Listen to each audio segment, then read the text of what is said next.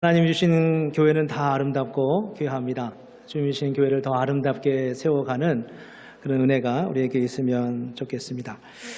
우리가 지금 이제 세 주째 한 가지 주제를 가지고 같이 나누고 있습니다. 믿음의 역사라는 큰 주제를 가지고 믿음은 우리의 생각을 바꿉니다. 믿음은 우리의 삶을 변화시킵니다. 믿음은 우리를 자유하게 합니다. 라는 세 가지 주제를 같이 나누고 있습니다. 오늘 그 마지막 날입니다. 믿음은 우리의 생각을 바꾼다라고 할 때 믿음은 우리의 행위나 삶을 바꾸기 전에 생각을 바꾼다, 그런 의미라고 말씀을 드렸습니다.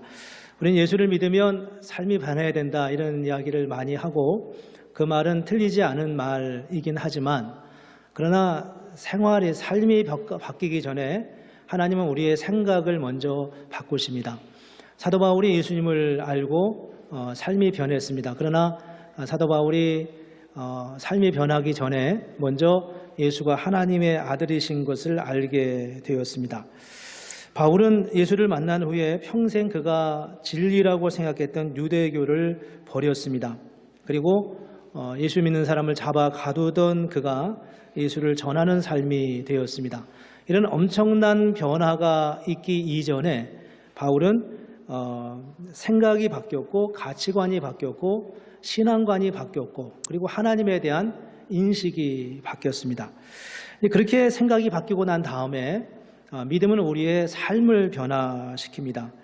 어떻게 보면 생각의 변화와 삶의 변화는 거의 동시적으로 일어나는 것이지만, 그걸 두 가지를 굳이 말하라고 한다면 생각이 먼저 바뀌고 그에 이어서 그거에 따라서 삶이 바뀌어지는 겁니다. 하나님에 대한 내가 바르게 알을 통해서 하나님을 알아가는 것입니다. 사울은 유대교를 믿을 때 예수 믿는 사람들을 박해할 수밖에 없었습니다. 왜냐하면 그것이 옳다고 그는 생각했기 때문입니다.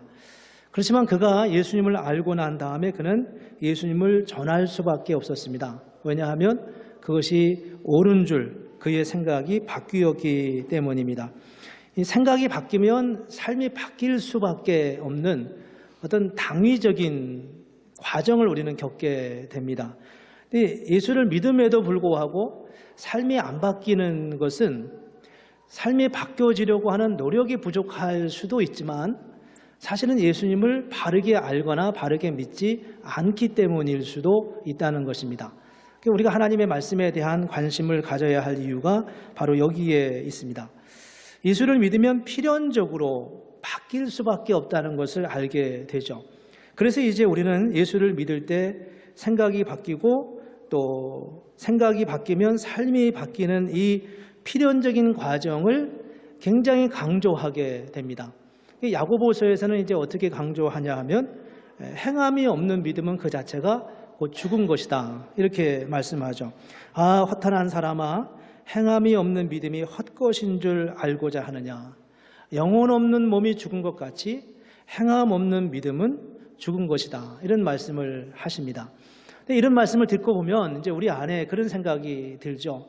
그래, 삶이 바뀌어야 내 믿음이 진짜인 줄 알 수 있는데 내 삶이 잘 바뀌어지지 않습니다, 실제적으로는. 이런 과정 속에서 우리는 삶의 변화를 설교자도 강조하게 되고 구역자님들도 강조하게 되고 우리 스스로도 바뀌어야 된다고 하는 부담을 자꾸 갖게 됩니다.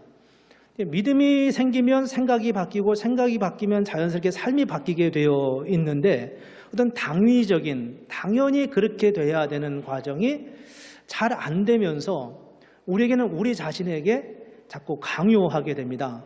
삶을 바꿔야 되는데 뭐 하는 거야, 이렇게 이제 우리 스스로에게 메시지를 보내죠. 또 말씀을 들으면서도 그 말씀을 그렇게 이해하게 됩니다. 이제 그러다 보면 우리도 모르는 사이에 삶이 자꾸 율법적으로 바뀌게 됩니다. 마치 삶이 바뀌어야 하나님이 우리에게 은혜를 주시는 것처럼, 뭔가 더 거룩해져야만 뭔가 바르게 살 수 있는 것처럼 그렇게 이제 오해하게 됩니다. 여기서부터 이제 말씀에 대해서 처음에 믿을 때는 그러지 않았는데 예수를 자꾸 믿으면서 왠지 모르게 우리도 모르는 사이에 그리스도의 복음의 본질로부터 상당히 멀리 떨어져 있는 우리 자신을 발견하게 됩니다. 이게 대표적인 사람이 누구였습니까? 바로 예수님 당시에 있었던 바리새인들과 서기관들이었죠. 그들은 성경을 굉장히 잘 아는 사람들이었습니다. 성경 학자 중에 학자들이었죠. 그런데 어느 순간이야 시간이 지나면서 마땅히 이루어나야 할 삶의 변화가 일어나지 않자 스스로에게 그리고 다른 사람들에게 삶의 변화를 강요하다가 어느덧 우리도 모르는 사이에 어떤 율법적 신앙으로 회귀되어져 버리고 그 안에서 어떤 삶에 대한 신앙에 대한 생명이나 기쁨이나 감격을 잃어버린 채 살아가게 됩니다. 근데 이 지점에서 우리가 생각할 점이 하나 있습니다. 그게 뭐냐 하면 바로 그리스도인이 누리는 자유라는 것입니다. 물론 이 안에 여러 가지 것들이 많이 바로 그 지점에서 우리가 생각해야 할 점이 참 많은데 하나님의 통치에 대해서 혹은 하나님의 구원의 역사 그리고 언약에 대해서 십자가의 원리에 대해서 이런 많은 것들을 우리가 생각해야 되는데 그중에 오늘 우리가 함께 생각해야 할 부분은 그리스도인이 누리는 자유라는 것입니다. 오늘 1절에 보면 이제 이렇게 말씀하고 있지 않습니까? 그리스도께서 우리를 자유롭게 하려고 자유를 주셨으니 그러므로 굳건하게 서서 다시는 종의 멍에를 매지 말라라고 말씀하고 있습니다. 그리스도께서 우리를 자유를 주셨습니다. 이 자유가 무엇을 의미하냐는 거죠. 우리는 자유하면 능히 자유를 모르는 사람이 어디 있겠어요? 그렇지만 이 성경 속에서 갈라디아서 5장 1절에서 말하는 자유는 능력이라고 하는 개념이 이 안에 함께 담겨져 있습니다. 근데 고대 시대는 이 자유가 능력이다라고 했을 때 이 개념을 잘 이해하기 위해서 이제 죄에 대한 개념을 우리가 먼저 이해해야 되는데 고대 시대는 죄라고 하는 것을 빚으로 이해를 했어요. 죄와 빚을 비슷한 개념으로 이해를 했습니다. 여러분 주기도문에 보면 이렇게 기도하지 않습니까? 우리 죄를 사하여 주시옵고, 우리 죄를 사하여 주옵시고. 그런데 영어 주기도문에 이렇게 되어 있습니다. Forgive us our debts 이렇게 말하고 있습니다. Our sins가 아니라 sin이 아니라 our debts라고 말하고 있습니다. 우리의 빚을 용서하여 달라. 어떻게 보면 영어 성경의 표현이 더 정확한 뉘앙스를 가지고 있다고 할 수 있습니다. 그런데 우리에게는 이제 우리의 빚을 용서해 주옵소서 이렇게 말하면 개념이 우리에게 혼동이 되니까 좀 문제가 있긴 하지만 우리의 빚을 용서해 달라 이렇게 말하고 있죠. 구약 성경 속에 보면 죄인은 곧 빚과 거의 동일한 개념으로 사용하고 있는데 그 대표적인 개념을 이제 출애굽기 21장에서 볼 수 있습니다. 출애굽기 21장에 보면 여러분이 잘 아는 익숙한 말씀이 있는데 그러나 다른 해가 있으면 갑되 생명은 생명으로 눈은 눈으로 이는 이로 손은 손으로 발은 발로 된 것은 된 것으로 상한 것은 상함으로 때린 것은 때림으로 갚을지니라. 내가 누군가에게 생명의 손상을 입었으면 생명으로 갚은 눈으로 누군가에게 손상을 입혔으면 나도 동일하게 눈의 손상을 입음으로 그 형벌을 갚는 거죠. 이게 이제 마치 빚을 지면 빚을 갚는 거와 같은 개념으로 이렇게 생각하는 겁니다. 근데 이게 신약 성경에도 같은 개념이 나와요. 로마서 6장 23절에 보면 이런 말씀이 있습니다. 죄의 삭은 사망이다. 죄의 값은 사망이다. 그죠? 죄를 지면 그거에 대한 대가, 값이 있는데 그 값이 바로 사망이라고 말씀하고 있습니다. 우리가 생각하는 죄라고 하는 것은 대신 갚아줄 수가 없어요.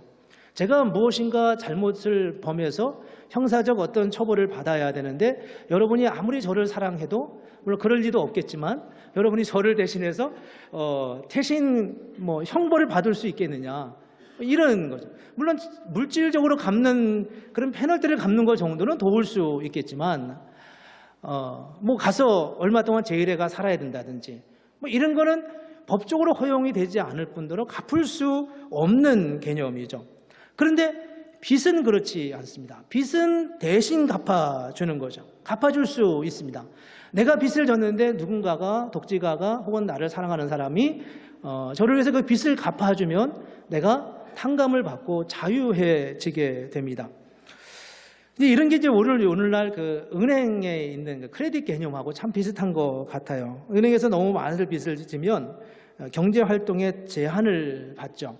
빚을 지고 또 갚지 못하면 비리 자꾸 계속 날아오고, 그 비리 자꾸 쌓여지면 이제 크레딧이 자꾸 점수는 떨어지고, 그리고 이자율은 높아지고, 결국은 파산하게 되고, 그걸 제대로 책임을 감당하지 못하면 감옥에도 가야 되는 상황이 일어나게 됩니다. 모든 경제 활동에 기회를 잃어버립니다. 나는 갚을 수 없는데 이런 상황에서 누군가가 내 빚을 갚아주면 이제 이게 해결되는 겁니다. 빚이 너무 많으면 뭐 자동차를 살 수도 없고 집을 살 수도 없고 론을 해서 공부를 할 수도 없는데, 누군가가 나를 위해서 그 빚을 갚아주면 내게 새로운 일들을 할 수 있는, 새로운 기회를 얻을 수 있는 그런 찬스가 우리에게 오게 됩니다. 오늘 성경에서 죄를 빚이라고 말씀하고, 오늘 5장 1절에서 말씀하고 있는 것처럼 그리스도께서 우리를 자유케 하려고 자유를 주셨으니 그러므로 다시는 종의 멍에를 매지 말라라고 말씀할 때, 그 자유는 바로 능력입니다. 우리가 자유라는 것은 수동적으로 어떤 묶인 상태에서 놓이는 것을 말하는 게 아니라 우리가 무엇인가를 할 수 있는 게 바로 자유라고 하는 것입니다. 그 자유는 우리가 예수 그리스도 안에서 예수님을 믿고 죄 용서를 받고 그리고 자유한 그리스도인이 될 때, 그 자유는 우리로 하여금 무엇인가를 할 수 있는 상태로 우리의 인생을 끌고 가는 거예요.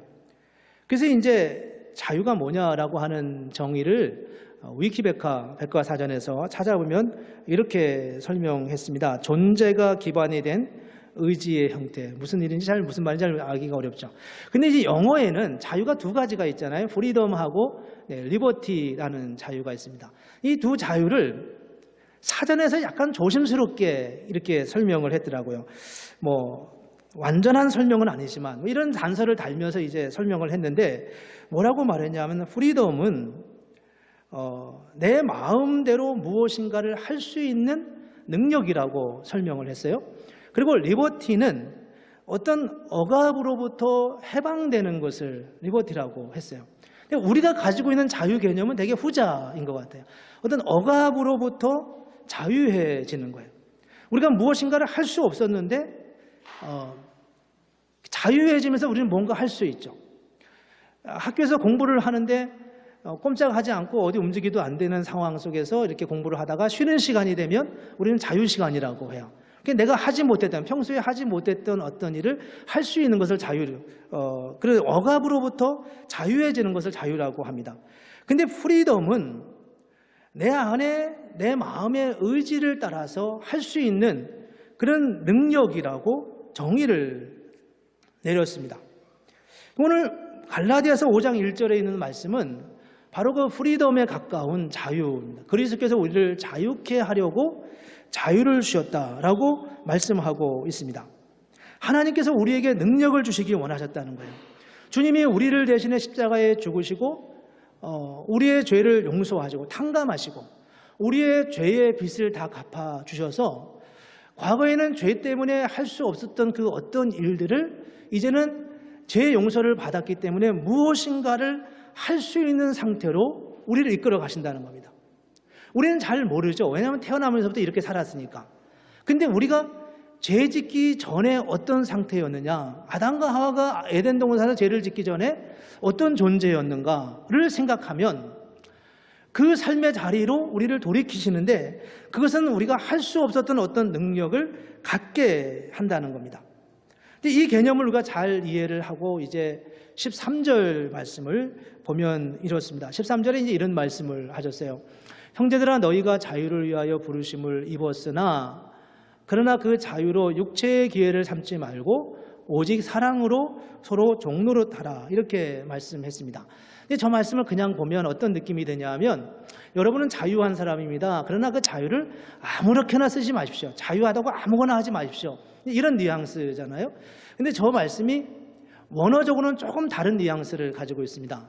원어의 의미를 좀 더 잘 살려서 번역하면 이런 번역이 됩니다.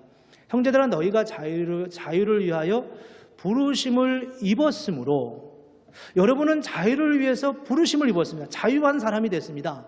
그렇기 때문에 그 자유로 이제 육체의 기회를 삼지 말고 오직 사랑으로 서로 종노릇하라라고 말씀하고 있는 것입니다. 하나님께서 우리의 죄를 탕감해 주셨어요. 내가 빚이 많아서 아무런 경제적 기회를 사용할 수가 없게 된 존재였습니다. 자동차가 다 떨어져 나가고 제대로 굴러가지도 않는 상황인데 그 일을 살 수가 없었지만, 이제는 경제적 어떤 자유한 사람이 돼서 크레딧이 회복되고 자동차를 살 수 있는 상태로 이르게 되었습니다. 그게 바로 여기서 말씀하고 있는 자유라는 거예요. 형제들아 너희가 자유를 위하여 부르심을 받았으므로, 자유한 그리스도인이 되었으므로 이제 그 자유로 육체의 기회를 삼지 말고 오직 사랑으로 서로 종노릇하라. 전에는 다른 사람을 사랑할 수 없었는데 이제는 예수를 믿고 자유한 회복된 삶의 능력을 가졌기 때문에 그 삶의 은혜로 육체의 기회를 삼지 말고 서로 종노릇하며 살아가라고 말씀하고 있는 것입니다. 여러분, 성경에 보면 수많은 명령들이 있어요. 서로 사랑하라. 내가 너희를 사랑한 것 같이 서로 사랑하라. 형제를 사랑하여 서로 우애하고 존경하기를 먼저 하라. 너희를 박해하는 자를 축복하라. 축복하고 저주하지 말라. 이런 많은 명령들이 우리에게 굉장히 부담으로 와닿아요. 어떻게 저주하는 자를 향하여 축복할 수 있겠냐고요. 그런데 이 말씀의 전제는 뭐냐 하면 우리는 자유한 그리스도인이 되었다는 겁니다. 우리 안에 영적인 크레딧이 생겼어요. 감당할 수 없었던 일들이 이제 예수 그리스도 안에서 그 일들을 할 수 있도록 우리의 삶을 회복시켜 주셨다고 하는 것이 본문의 요지입니다. 믿음의 역사라고 하는 세 가지 주제를 가지고 우리가 말씀을 함께 나누었어요. 믿음은 우리의 생각을 바꾼다고 했습니다. 생각이 바뀌었습니다. 우리는 누구냐 하면 하나님의 아들, 하나님의 자녀입니다. 자유성이 되었고 우리가 우리의 영적인 주인이 하나님이심을 고백합니다. 자연스럽게 우리는 삶의 변화를 가져오는데 그 삶의 변화는 마땅히 우리가 그 일을 할 수 있는 능력이 동반되는 그런 하나님의 명령이라고 하는 것입니다.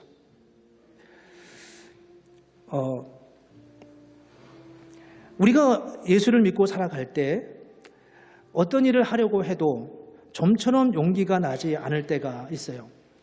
근데 이제 왜 그럴까를 생각해 보면 우리 안에 있는 내적인 기질이 있기 때문에 그렇습니다. 얼마 전에 이메일로 어떤 이메일이 은행에서 왔어요. 은행에서 왔는데 뭐 어떤 이메일이냐면 당신이 몇 프로대 이자를 받을 수 있다. 당신이 더 큰 이자 돈을 가지고 있는 크레딧 빚이 있으면 그걸 바꿔서 쓸 수 있다. 뭐 이런 메일 여러분들 다 받지 않습니까? 근데 그게 무슨 뜻인지 옛날에 잘 몰랐어요. 근데 이제 우리가 뭐 크레딧 카드를 쓰다 보면 그보다 훨씬 더 높은 이자를 갖는 그런 이제 카드를 쓰게 될 때가 있지 않습니까? 근데 그렇게 하다가 이게 그런 뜻이구나라고 하는 것을 저는 이제 미국 생활이 거의 20년이 다 돼가고 있는데 이제서 최근에 그 일이 그게 뭘 의미하는지를 이제 알았던 것 같아요. 목사이다 보니까 마치 한국에서 이제 목회자는 돈에 대해서 관심이 없는 게 목회자인 것처럼 그렇게 배우기도 했고 그렇게 생각하기도 했어요. 그래서 그런 것들이 오면 그냥 내 일과 상관없다고 생각하고 관심 없이 지나가 버렸죠. 그렇게 20여 년의 세월을 지나가 버렸어요. 이제 와서 생각하니까 이게 이런 거였구나. 이게 이렇게 바꾸면 경제적으로 도움이 되겠구나라는 생각을 이제서야 제가 알게 되었던 것 같아요. 그게 그런 생각이 좋던 안 좋던 그것과 상관없이 저의 생각과 저의 교육과 저의 습관과 관행이 저로 하여금 어떤 기회에 대하여 무관심하게 만들었던 것을 알게 되었습니다. 예수를 믿을 때 우리는 우리의 생각이 바뀝니다. 우리의 가치관도 바뀌어집니다. 우리는 자유한 그리스도인이 되었다고 성경에서 선언하고 있습니다. 마치 은행에서 우리에게 편지, 이메일을 하면서 당신은 이런 기회가 있으니까 이것을 사용해 보라고 말해도 무관심합니다. 왜냐하면 내가 그렇게 산 적이 없었기 때문에 그렇습니다. 성경에서 우리에게 이런 명령을 하십니다. 내 이웃을 사랑하고 내 원수를 사랑하라. 너를 박해하는 자를 핍박하지 말고 그를 위하여 도리어 기도하라고 말씀합니다. 우리가 예수를 믿음에도 불구하고 그게 나와 상관이 없는 이야기라고 생각을 했어요. 감히 어떻게 그렇게 생각하냐고요. 감히 어떻게 내가 그 어려운 일을 이기냐고요. 하나님은 우리에게 무엇인가의 마음의 부담을 주고 있습니다. 근데 이거 하면 어떻겠니? 나는 노래를 잘하지 못하는데 누군가가 나에게 한번 성가대 해보라고 권면하고 있습니다. 마음의 부담이 있죠. 나는 한 번도 노래를 잘한다고 생각해 본 적이 없습니다. 그렇습니다. 근데 주님께서 오늘 이 말씀을 보면서 한번 사랑하라는 그 명령 앞에 나는 한 번도 그거에 대해서 생각해 본 적이 없었기 때문에 한 번도 우리의 생각을 거기에 접근시켜 보지 않고 살아가는 겁니다. 주님이 우리를 자유한 그리스도인이 되게 하면서 그 자유는 무엇이든지 할 수 있는 상태로 우리의 삶을 이끌어가는 거예요. 주님이 우리를 처음 창조했을 때의 그 삶의 원형대로요. 우리가 처음 태어날 때 우리의 부모님들이 다 그렇게 생각하지 않았겠습니까? 요 이쁜 녀석 나중에 장자가 뭐가 될까? 정말 잘 자랐으면 좋겠다. 부모는 한계가 있어서 다 도와주지 못하지만 하나님은 우리를 창조하시면서 우리를 그와 같은 존재, 그분과 같은 존재로 만드셨어요. 우리가 비록 죄로 인하여 깨어진 인생을 살아가면서 그 은혜를 다 누리지 못하고 살아갔지만 그분이 당신의 아들 예수 그리스도를 통해서 우리의 죄의 빚을 갚아주시고 하나님의 은혜로 인하여 회복된 다시 그 삶을 살아갈 수 있는 존재로 우리를 바꾸셨다는 거예요. 그래서 우리에게 그렇게 명령하고 있습니다. 너희는 내 이웃을 사랑하라고요. 기도하라고요. 항상 기뻐하라. 쉬지 말고 기도하라. 범사에 감사하라. 이는 너희를 향하신 하나님의 선하신 뜻이라고 말씀하고 있습니다. 우리가 어떻게 항상 기뻐할 수 있겠어요? 우리가 어떻게 쉬지 않고 기도할 수 있겠어요? 우리가 어떻게 모든 일에 감사할 수 있겠습니까? 그렇지만 우리의 개념상 우리는 할 수 없다고 생각했는데 그 개념을 뛰어넘어서 우리가 우리의 삶을 주님 앞에 내려놓고 주의 말씀에 순종하며 우리의 믿음의 발걸음을 한 걸음 내디딜 때 우리는 그 안에서 내가 자유한 존재라는 것을 비로소 알게 된다는 겁니다. 여러분, 원수를 사랑해 보셨나요? 여러분이 전혀 안 된다고 하는 일을 믿음이라고 하는 근거 위에서 어떤 일을 한번 해보셨습니까? 여러분, 우리가 자유한 그리스도인이라는 사실을 고백해 보셨습니까? 하나님이 사랑하시라고 하면 사랑하면 됩니다. 왜냐하면 사랑할 힘을 우리에게 주셨기 때문이라는 거예요.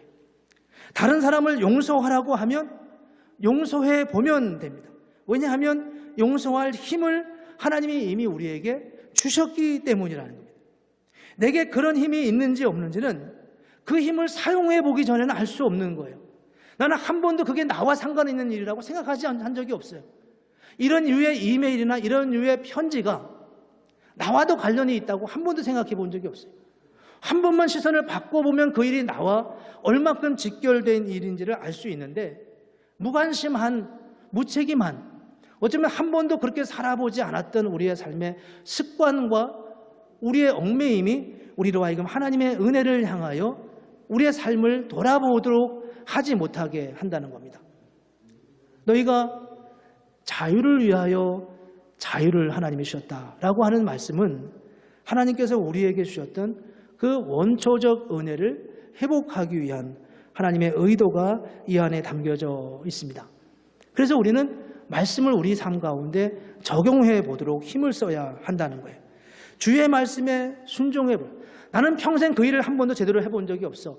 그렇지만 오늘 주님께서 그 말씀을 내게 다시 들려주시니 내가 오늘 한번 해보겠습니다. 나는 새벽에 일찍 일어나서 기도하는 일은 나와는 상관은 없는 일이야. 그렇지만 다시 한번 그 일을 주님께서 기도하라고 말씀하시니 내가 작정하고 이 시간에 일어나서 기도를 해보겠습니다. 그렇게 생각하며 기도할 때 하나님은 내가 전혀 한 번도 경험해보지 못한 하나님의 은혜의 삶의 자리로 우리의 삶을 이끌어 가신다는 거예요. 이스라엘 백성이 어느 누가 홍해가 갈라지는 것을 본 적이 있겠습니까? 누가 광야에서 만나가 떨어지는 것을 전에 본 적이 있었겠습니까? 누가 요단강에 몸을 7번 담고자 나병이 낫는 그런 치유의 역사를 맛본 사람이 누가 있었겠습니까? 주님이 내 손을 내밀라고 할 때 손을 내밀자 그의 굽어진 손이 그의 안진뱅이 된 다리에 힘을 얻고 일어나는 경험을 누가 해본 적이 있었겠습니까? 그러나 하나님이 우리를 자유케 하셨어요. 우리에게 능력을 주셨다고 말씀합니다. 주님이 우리에게 말씀하시는 삶의 명령들은 그런 삶의 능력과 은혜와 직결되고 있는 것을 보게 됩니다. 오늘 이 말씀을 보면서 오늘 주님이 내게 주시는 음성이 뭘까? 주님께서 내게 주시는 개인적인 명령은 무엇일까? 한번 깊이 생각하고 그리고 그 말씀에 순종하고 그를 통해 하나님의 은혜를 누리고 주님의 은혜를 경험하는 그런 은혜가 여러분과 우리에게 저에게 있으면 좋겠습니다. 주님의 음성을 듣고 주님의 음성에 귀를 기울이면서 하나님의 은혜에 체험하는 그런 복된 역사가 있기를 주님의 이름으로 축복합니다. 함께 기도하겠습니다. 하나님 아버지,